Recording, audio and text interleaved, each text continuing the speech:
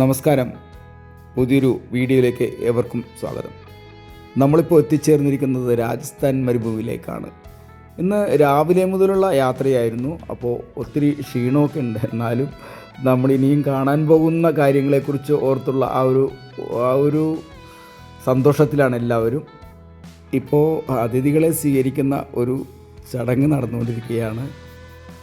ഇന്നത്തെ രാത്രി ടെൻറ്റിലാണ് നമ്മൾ കഴിച്ചു കൂട്ടുന്നത്. ആദ്യമായിട്ടാണ് ഒരു ടെൻറ്റിലെ രാത്രി. അത് എങ്ങനെയാണെന്നൊന്നും അറിയില്ല. എന്തായാലും അതിനു മുന്നേ നമുക്കൊരു പ്രധാനപ്പെട്ടൊരു കാര്യം ചെയ്തു തീർക്കാനുണ്ട്. മരുഭൂമിയിലെ സൂര്യാസ്തമയം അത് ഒരു ഒന്നൊന്നര കാഴ്ച തന്നെയാണെന്നാണ് പറയുന്നത്.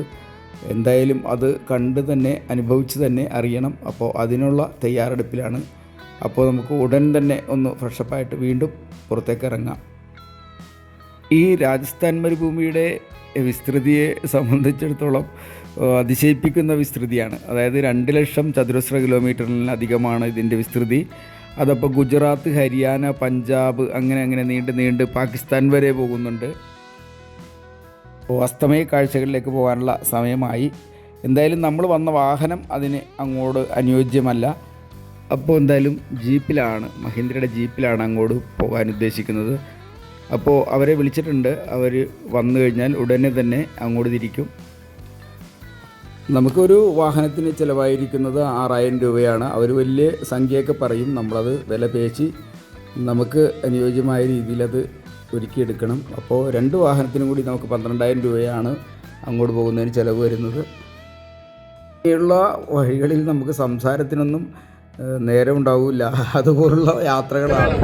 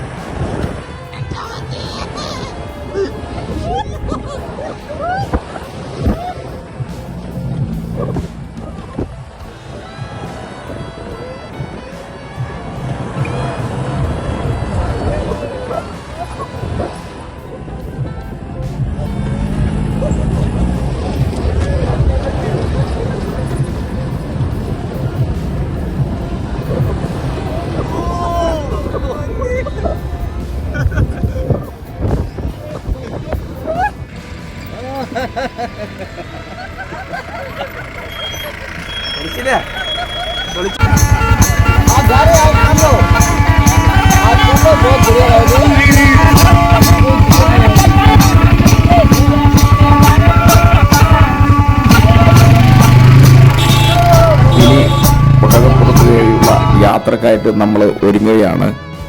അത് കിടക്കുമ്പോഴാണ് അതിൻ്റെ മുകളിൽ കയറി എല്ലാവരും ഇരിക്കുന്നത്. എഴുന്നേൽക്കുമ്പോൾ അതൊരു ആയാസപ്പെട്ടൊരു പരിപാടിയാണ്. എന്തായാലും നടന്നു പോകുമ്പോൾ അത് നമുക്ക് വലിയ ഫീലാവില്ല. എങ്കിലും ആ ഒരു സവാരി അതൊരു ഒന്നൊന്നര സവാരി തന്നെയാണ്. എന്തായാലും അടുത്ത പരിപാടി ചായ കുടിച്ചിട്ടാകാം. അപ്പോൾ ചായ പോരട്ടെ. കാഴ്ചപ്പാടുകളെ ഒക്കെ തിരുത്തിക്കൊണ്ടുള്ള ഒരു സംഭവമാണ് നമ്മൾ ഇവിടെ അനുഭവിച്ചിരിക്കുന്നത്.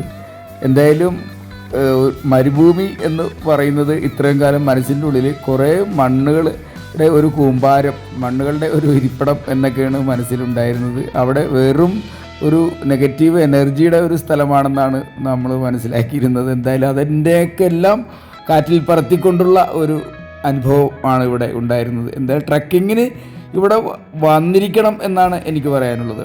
അത്രയും അനുഭവമാണ് ആ ട്രക്കിങ്ങിലൂടെ നമുക്ക് കിട്ടിയിരിക്കുന്നത്, അത്രയും എനർജിയാണ് നമുക്ക് കിട്ടിയിരിക്കുന്നത്. ഈ മരുഭൂമിയുടെ വിജനതയിൽ നമുക്ക് വേണ്ടി അവർ ഒരുക്കി വച്ചിരിക്കുന്ന വിഭവങ്ങൾ, അതായത് സന്തോഷങ്ങൾ, നമ്മൾ ആവോളം നുകർന്നുകൊണ്ടാണ് ഇവിടെ നിന്ന് പിൻവാങ്ങുന്നത്. ബജ്ര, ബാർലി, തീന, ഗോതമ്പ്, കടുക് എന്നിങ്ങനെയുള്ള ധാന്യങ്ങളാണ് ഇവിടെ കൃഷി ചെയ്തു പോരുന്നത്. മരുഭൂമിയിൽ നിന്ന് തൽക്കാലം വിട പറയുകയാണ്. തിരിച്ച് നമ്മൾ ടെൻറ്റിലെത്തുമ്പോൾ സഞ്ചാരികൾക്കായിട്ട് ഒട്ടേറെ കലാരൂപങ്ങളാണ് ഇവർ നമുക്ക് വേണ്ടി ഒരുക്കി വച്ചിരിക്കുന്നത്. നമുക്കതൊക്കെ ഒന്ന് കുറച്ച് നേരം ആസ്വദിക്കാം. ലാലി മേരേരി ലാലി കിരി മേ ജിത്തി ദേഖൂ ജിത്തി ലാലി ലാലി മിലാവൺ മേ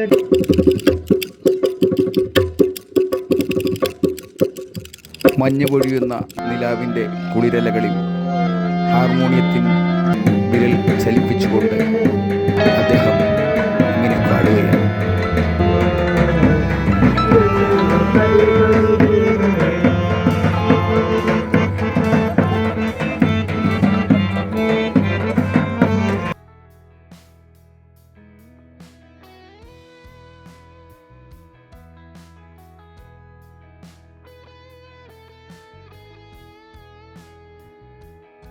ഇനി ഭക്ഷണത്തിൻ്റെ നേരമാണ്. അപ്പോൾ ഇവിടുത്തെ പ്രധാനപ്പെട്ടൊരു ഭക്ഷണ ഇനമാണ് ദാൽ ബാട്ടി ചൂർണ എന്ന ഒരു വിഭവം. അത് നമുക്ക് കഴിച്ച് തന്നെ അറിയണം അതിൻ്റെ രുചി. എന്തായാലും ഇനി സംസാരമില്ല.